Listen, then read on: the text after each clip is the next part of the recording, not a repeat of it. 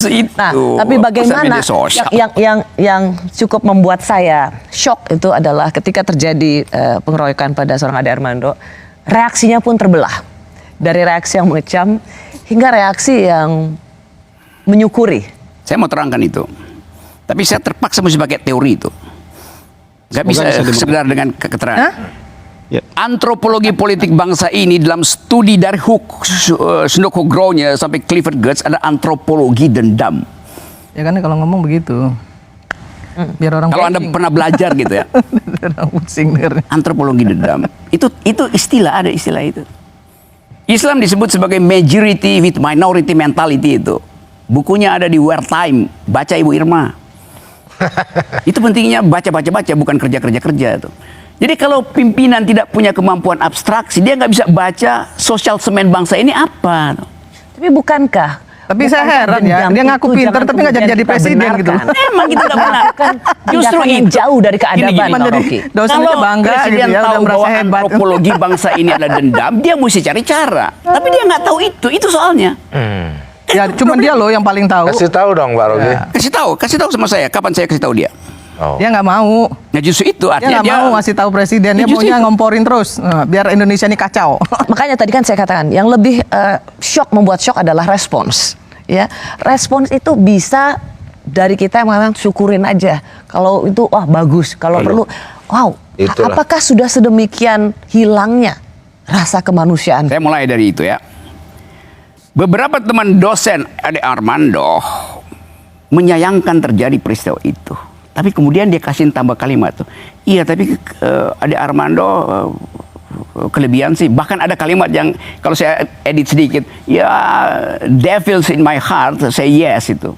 Mana coba saya dong yang ada kalimat Ade Armando itu jangan itu Kak, nanti beralih lagi topiknya. Oke. Yang mau Anda katakan yang Anda mau katakan di tingkat intelektual aja orang mendua soal itu. Saya bilang jangan dieksploitasi itu untuk membenarkan kekerasan pada Ade Armando. Saya berkelahi dengan mereka di situ tuh. Ya. Karena saya tahu watak Ade Armando tuh, itu intinya. Ya. Jadi kalau saya mau buka itu dengan keterangan yang panjang lebar itu, nanti orang curiga, kok lu ternyata bela Ade Armando. Tapi kalau saya bilang Ade Armando punya dua tubuh biologi dan tubuh sebagai buzzer. Bedain itu. Kalau Ade Armando bukan buzzer nggak dihajar di situ. Jadi kita bilang kenapa dihajar? Karena dia dipersepsikan sebagai buzzer. Ade Armando di dalam forum semacam ini beberapa bulan lalu menghina saya, menganggap Sandra Rocky itu ateis karena itu dia nggak punya perspektif tentang kemanusiaan. Bener nggak? Dia bilang yes di talk show saya. Yes. Dan saya sekarang tunggu Anda ini bukan bagian Anda. Sekarang saya tanya. Ada urusan. Ini boleh. Ini boleh disela. Kalau Anda bukan ateis, nggak mungkin Anda bilang bahwa kitab suci itu adalah fiksi. Itu yang mengakibatkan orang menuduh Anda ateis. Siapa yang bilang kitab suci itu fiksi? Yang bilang kok. Kalimatnya apa? Lengkapnya. Sudah jelas di ILC seperti itu. Udahlah. Jadi nggak usah muter-muter kemana-mana. Lu tuh memang selalu muter-muter. Kalau itu buzzer, bukan berarti kan kemudian kebiadaban itu bisa dilampiaskan pada threshold orang macam-macam. Saya di Cokro TV, saya dihina di situ sebagai perampas tanah Sentul. Ade Armando sponsornya di situ, grup itu tuh. Saya nggak anggap itu sebagai dendam. Saya itu orang dungu aja tuh. Nah, threshold itu nggak ada di 4-5 orang yang kepung Ade. Ya udah. Jadi sekarang kenapa yang mereka itu tidak mampu melihat Ade sebagai warga negara yang harus dilindungi otonomi tubuhnya?